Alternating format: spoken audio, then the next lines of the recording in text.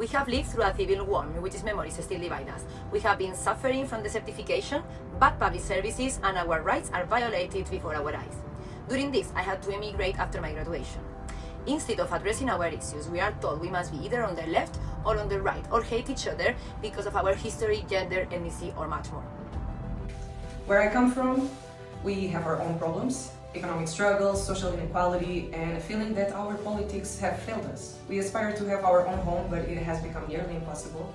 The solution offered, they just tell us to point fingers at each other. We are told to be suspicious instead of working together, and that division is the only way. Solidarity is seen as a weakness. In my country, we know the consequences of division. We still live with the legacy of war.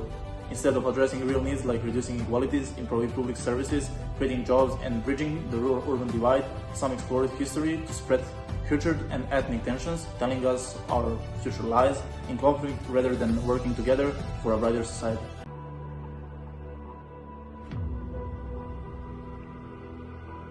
But look, we are learning that our struggles are the same at the personal, community, societal, and transnational level.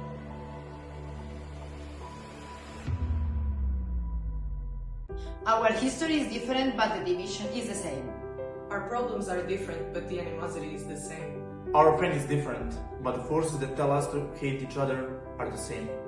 All we want is to be heard and be part of the solution. We all want a better life for our families and our communities. And that is a shared struggle, a common problem. These stories from different parts of the world prove that our common problems require shared effort, dialogue, and interaction.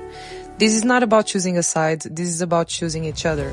Listen to each other, see the shared pain, and work together to heal it.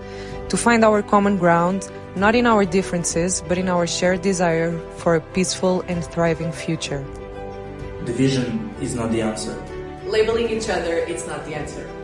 Hate is not the answer. Collective effort, empathy, and compassion is the answer. Come together, work together, and act collectively to address our problems. The time for solidarity is now.